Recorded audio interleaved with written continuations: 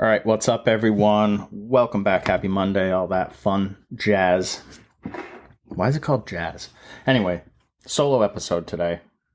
We've been traveling. We've had school vacation. We were going to record the other day, and life got in the way. So, here I am again. Solo. Alone. Independent. All by myself. Today I want to talk about self-awareness. Pretty basic topic, but something that we need to... Maybe basic is not a great word for it. Yeah, maybe basic's not a great word for it. I think self-awareness is tough because you have ego. You have an echo chamber of your friends and family and people you went to hair school with that are like, you're so great. You have social media pressure. You have all these things that are just sort of telling you. So you don't spend much time reflecting on your own abilities, your own strengths, your own weaknesses, because they're already sort of force-fed to you. And it's kind of weird, but it's just one of the side effects, I guess, of this sort of digital world where you have access to all that stuff constantly. So anyway, before we get into self-awareness, which is, I think, a huge topic, and I'll probably bring it up when we have Jen back, because I think people could really benefit from hearing about how to become self-aware and what happens when you're not. What happens when you are not willing to be self-aware, or you just don't even know. You're so oblivious that you don't even know that you're not self-aware. And that can set your career back. That could set back you on goals, all sorts of stuff. We'll get into it. But first, I'll do an opening take. My opening take is, so NBA basketball is going on right now, whether you're a fan or not. It's heading into round 2 of NBA playoffs. Go Celtics. I'm a Celtics fan. Jen and I love watching basketball together. We watch it with each other. We watch it with our kids. We watch it with our family.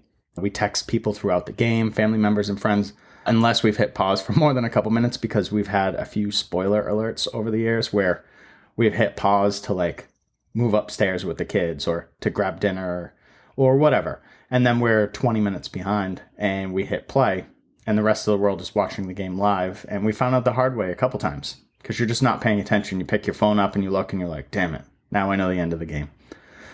So that's become like a running joke at our house with our kids. Is they'll say like, hey, don't text Auntie Jamie, because one time she was traveling and Jen texted her to say hi and see if she was watching the game, and she said something and we were like, oh, and then Jen was like, uh-oh, damn. And then we were like, what? And she was like, I know the end of the game.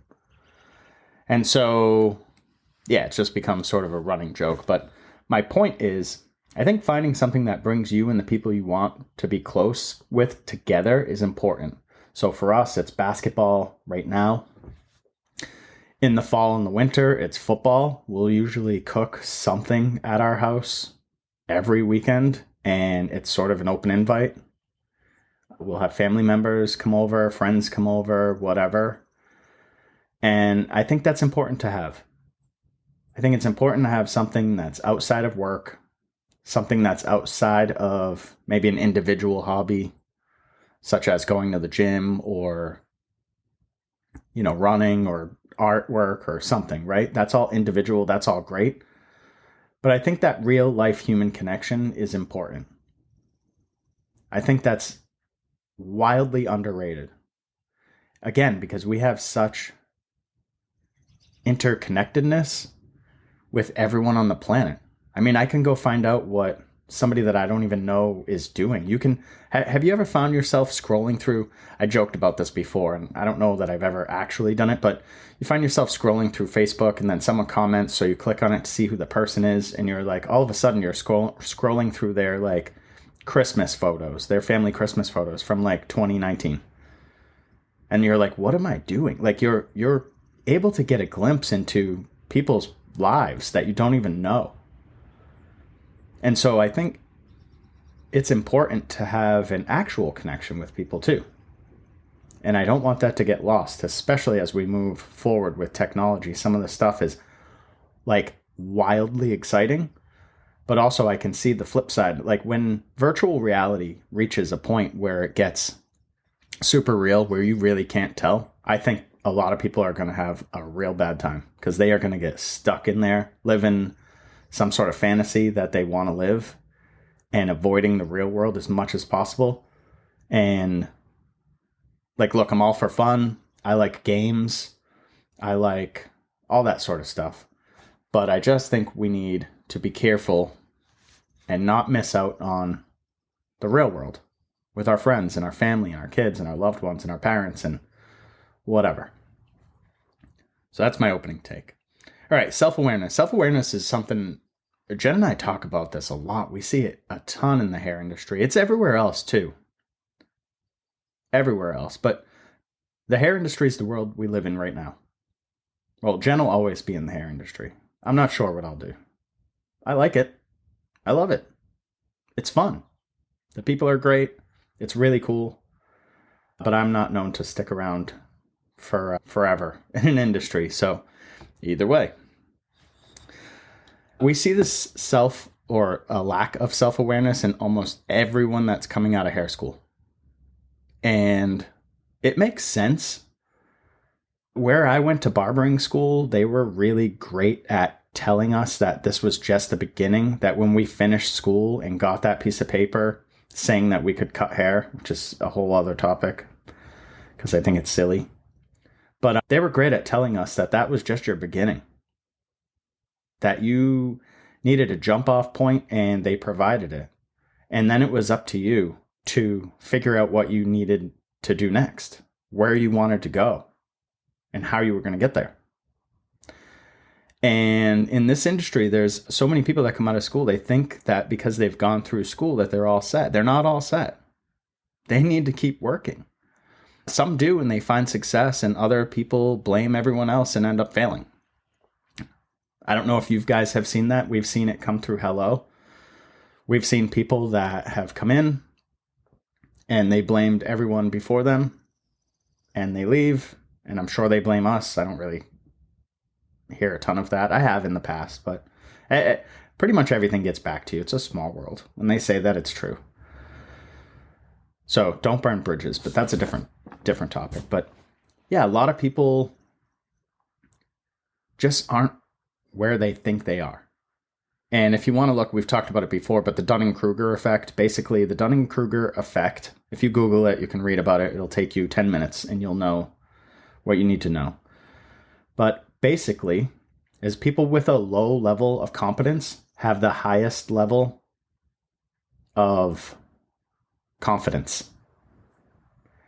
And then as we move through, we start to learn that we don't understand everything. And you go through what they refer to as a valley of despair. And then you realize that even as you progress and even as you gain knowledge, technical ability, skills, understanding, all that stuff, as you gain that, you realize how much more there is and that you're only scratching the surface. And so true mastery is something that it takes a lifetime and it takes dedication. It's not something that, oh, you finished school, so you're all set. And the sooner that you learn that lesson, the better. One time we had a stylist who we were talking to and they said, look, I have like 50 clients. It's time for me to go rent a studio. Okay. No business background, no marketing background, no background in ordering products, no background in how to price things, no background in anything, no self-awareness. Fast forward a year, I want to say, they closed their studio, they don't do hair. That is not what we want to see happen in the industry. It's a fantastic industry. You can make a living, you can have a great career, you can be fulfilled, and you can help other people. Those are all great things, I think, that check boxes for people. But for some reason, and I don't want to blame social media, I don't want to blame schools, I don't want to blame any one single thing, but for some reason people think the end goal is to get to being your own business, being your own boss. And for a lot of people, that's not going to work. you're not a business mindseted person, you're not going to be successful in business. That's just facts. I mean, if you had no interest in cooking, do you think you'd be a great chef? No. So running a business is its own set of skills. It's its own job. It's its own thing. Just because you're good at hair doesn't mean that you're going to be good at business. Just because you're good at hair doesn't mean you can teach others to be good at hair. You might. The people that teach how to do hair, not all of them are great at doing hair. They're great at teaching. Some of the people you see on Instagram, they're great at building a following. They're not necessarily great at building anything else. So you've got to be careful with that stuff, and you've got to have self-awareness. Where am I here? I got some notes, so.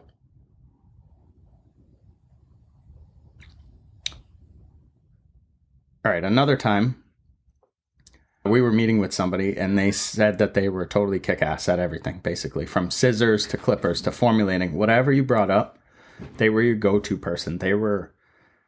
They had no concerns. They had no worries. They had no whatever. Okay?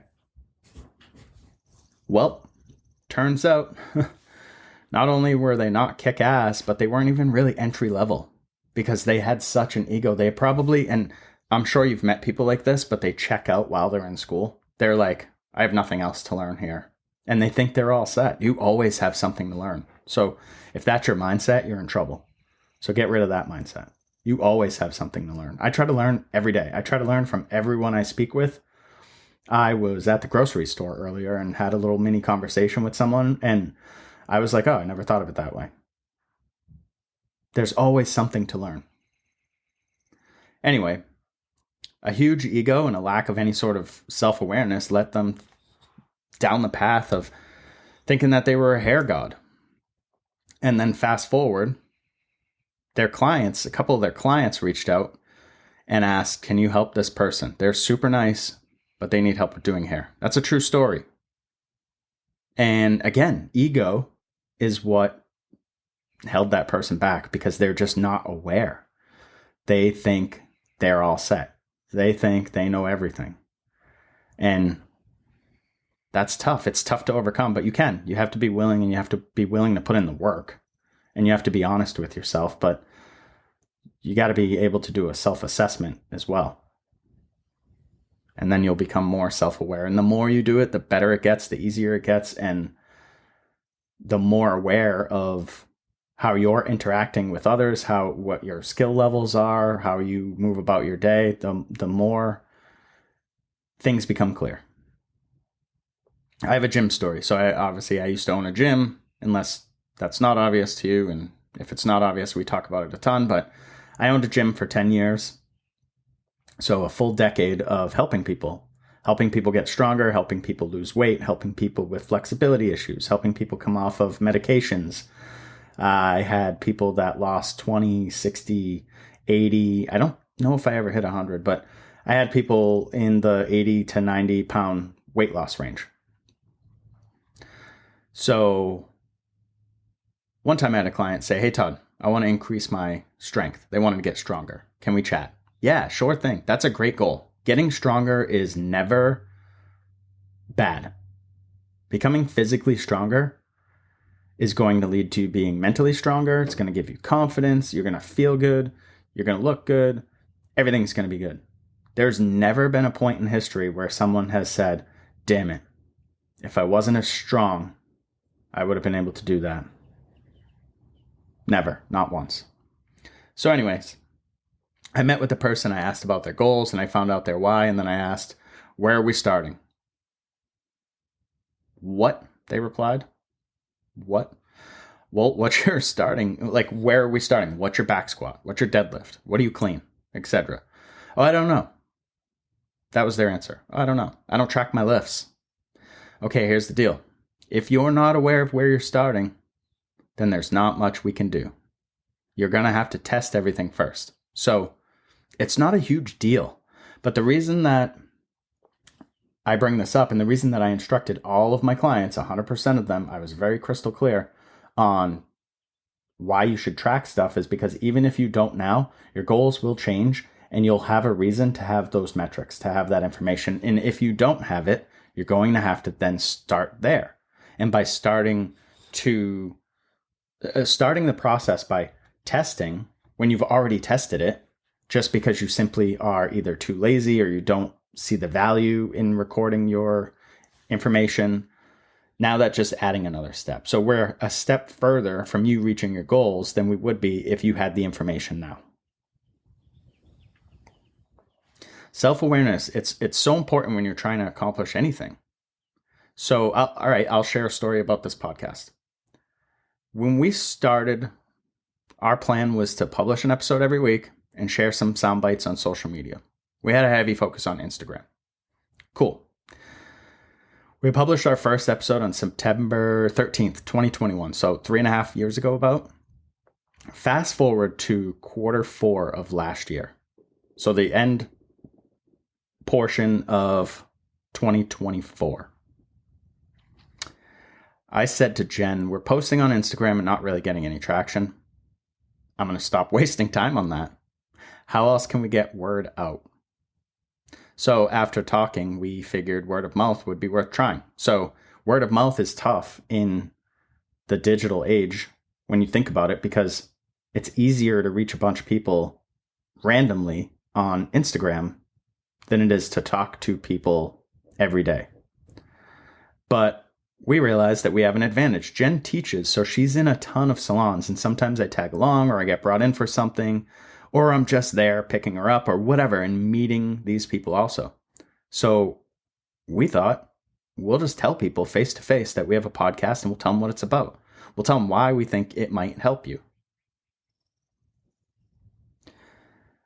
After we stopped posting on Instagram, we watched our numbers increase, sometimes even doubling what we were doing in the past. And I haven't posted since the end of December.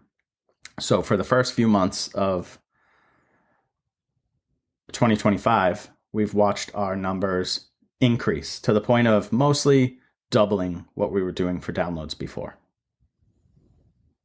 So does this mean that we won't attempt another run at social media? Not at all. Definitely not. YouTube has always fascinated me, and I like it. It's very engaging when you find the right content. So maybe we'll try that. The important thing, I think, though, is when we became self-aware enough that we realized that we needed a different trajectory, that's when we started making progress. So 3 years, we'll say, of just publishing. And now, don't get me wrong, we were having fun. We were publishing good content. Just wasn't getting in front of the right people, wasn't getting noticed, or maybe it wasn't good content. Maybe our content changed, and that's why our numbers doubled. Either way, when I stopped focusing on social media, our numbers doubled. And so now we have a bunch of new ideas to try out this year too. That should be fun. We've always sort of dabbled with guests. It's always been difficult for us to, like I'm doing this episode solo. It's always been difficult for us to nail down guests because our schedules are all over the place. Jen might be behind the chair one day and then not the other, and I might be over there or doing this or whatever, and it's hard for us two to get together. So to bring in a third or a fourth person is tough, but we have some ideas for this year, and we'll try them out, and we'll see what happens, and we'll be aware. And if it's not working, we're not going to waste the time stressing about it. We'll move on to something else. Here's another gym story. So we talked about strength, weight loss, super common, right? So, or a super common goal. I had a client ask me what to do to lose weight. Let's take a walk. That's what I always used to say to people, kind of pun intended, right? Let's take a walk. So I'd like to take people on walks and talk about their goals. I think that was my way of chatting with them. It was my way of getting them out and getting some activity and just connecting. And your brain is, when you're in a really low state of physical exertion, where there's almost like not even exertion, we have a ride-on lawnmower because I have a lot of grass, but say you're mowing the lawn. That's the time, say you have a push mower, you're mowing the lawn, something like that, or you're taking a walk, or you're sitting on a bike and you're just biking. So you're getting a little bit of activity. That's the time where you can learn the most. So I recommend listening to your audiobooks, listening to your podcasts, listening to interviews, whatever, while you're doing some sort of low intensity physical activity.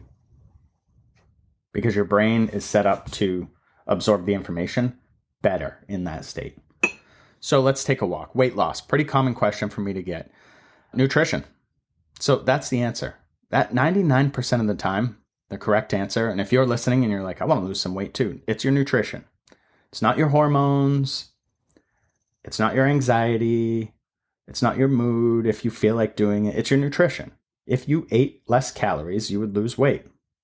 That's how it works. That sounds blunt. Well, I went to school for it, and I promise you that's the answer. So, by the way, 100% of the time when I had a client listen and follow my plan or the directions that we set up for them, they were successful. 100% of the time. And the other times where people weren't successful, they wouldn't follow the plan, or they wouldn't stick to it, or they would go back and forth, or they would find some new fad diet online and they would want to try that because they're not really after the goal.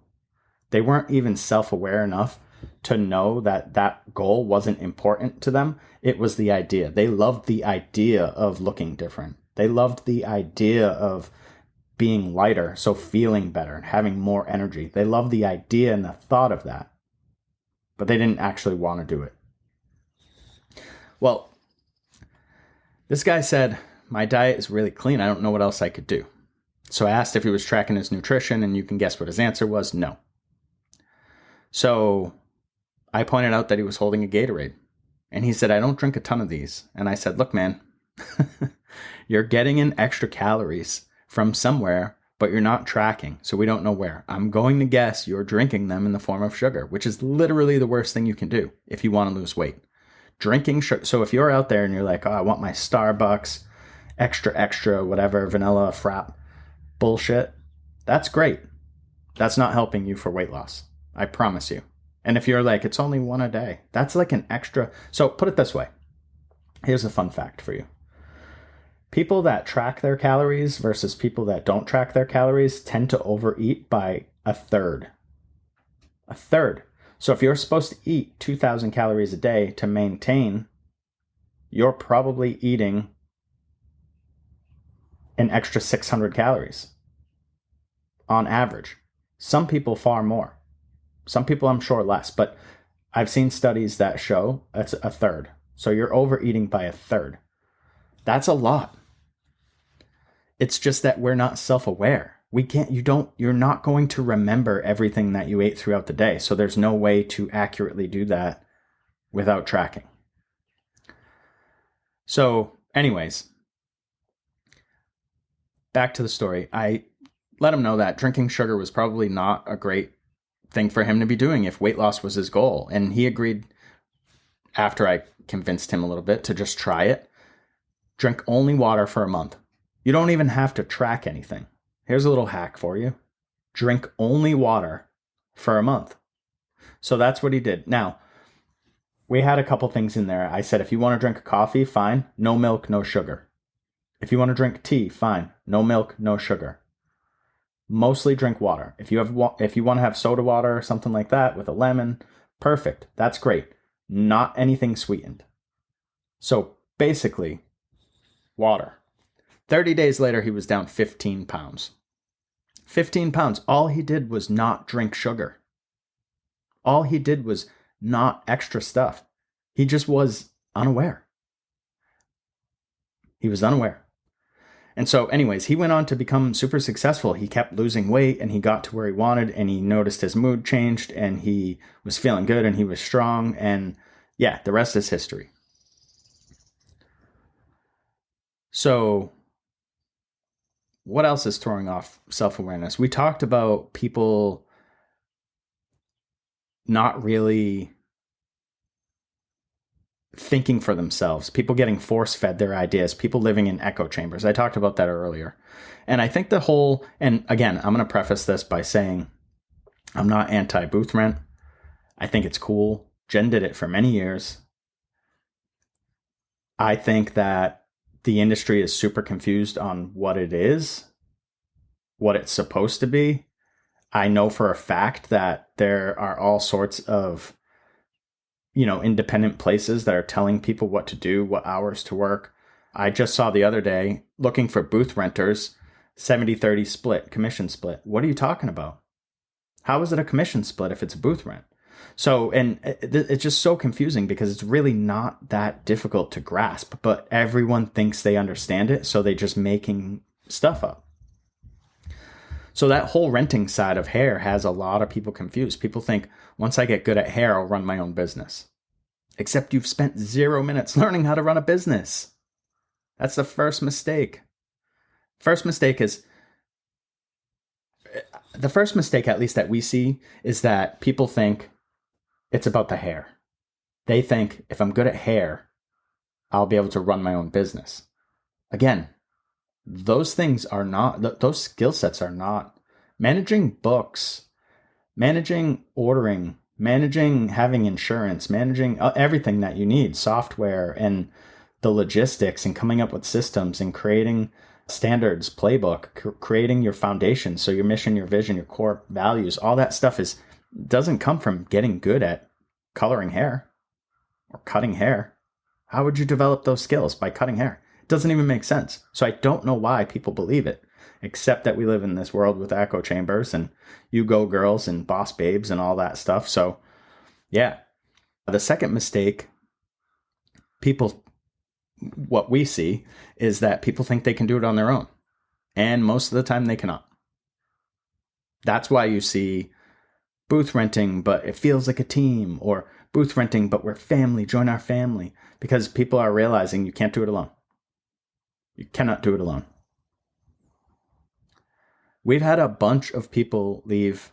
I don't know if bunch. I don't know how many. I just wrote bunch because I didn't want to count it out and I don't really care that much. But we've had a handful of people leave Hello to go rent. We generally wish them luck and have no hard feelings at all.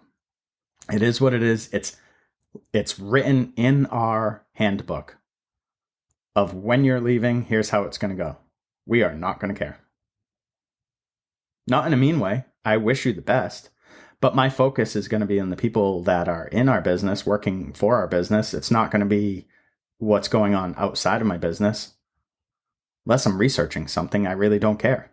It's outside of, I guess, things that entertain me. I'm not interested in it. So anyways, we generally wish people luck and tell them stay in touch if that's something that makes sense. And sometimes it's not, and whatever, no big deal. We also generally watch them fail. We've seen people have to pick up several jobs just to make their rent. So weird flex to be like, I'm a boss, but it's monkey see, monkey do mentality. And it's that grass is greener mindset where everyone thinks if I'm over there, then I'll be all set. It doesn't often work out like that. And you don't realize because you're not realizing, you're not aware. That's the whole point of this episode. You're not self-aware enough to realize that you're the one that needs to do the work. It's not the whole world that needs to change. It's generally you. If you want something changed, it's generally you. And those are the mistakes that we see people make constantly. So let's close out. How can we increase our self-awareness? Journaling. Journaling is a simple way. Just tracking your own life, tracking your own stuff. How do you know you're getting better at something? Or how do you know if you're getting worse at something? If you're not progressing, you're regressing. That's the only direction. You can either move forward or you can move back. You cannot stay still with inaction. Doesn't make sense at all. So journaling. Maybe you have something in your booking software that allows you to make notes. You make notes on your haircuts. Maybe you have a work journal. Today I worked on this. I think increasing self-awareness is taking a look at your own self and asking questions. How can I be better at the fundamentals? No one wants to do this, but how can I learn how to hold my comb better? How can I learn how to hold my scissors better so that I last? Jen was just telling me she met a girl, I think in her 20s, already has carpal tunnel, has awful technique, is not bad at cutting hair, just needs to work on her ergonomics. Imagine having carpal tunnel in your 20s because you just weren't aware that your wrist is cranked like that. First of all, shame on the entire world around you for not telling you or pointing it out. But that's one of my other points we'll get to. So yeah, asking questions. Challenging ourselves is another way that we can become self-aware. But this one comes with a caveat. You've got to be honest. It's got to be an honest challenge. If you challenge yourself and you're like, yep, nailed that, I always nail everything, odds are you're missing a whole bunch of information and feedback, and then you're leaving that awareness on the table. How about remaining curious? So when you're curious and you continue to question things, it forces you to evaluate yourself. What am I learning from this? Why am I learning? If you're learning something, it's because you don't have the information. You don't have that information. You don't have the current information. Maybe you have some. Again, maybe it's a technique thing. Maybe it's ergonomics. Another thing you can do is be mindful of how people react to you. Pay attention to other people. They'll tell you. Whether they tell you or not, they'll tell you. You can see it. And then having a mentor. We'll close out with that one. You need a mentor who's going to be honest with you, because if you had one, they would be fine with pointing out the mistakes you're making that you don't see. It's not to make you feel bad. It's to make you better. Get over it. Get over your ego. Be okay with somebody pointing out your mistakes.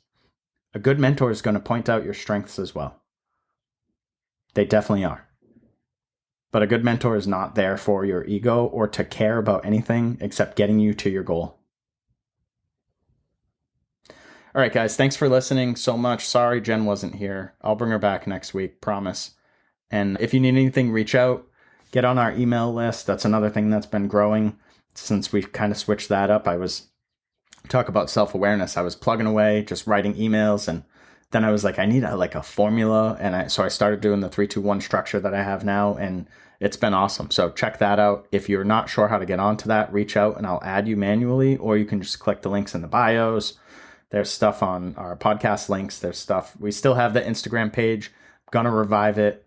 Just not sure what I want to post on it yet, but you can get on those lists anywhere. Thanks for listening, guys.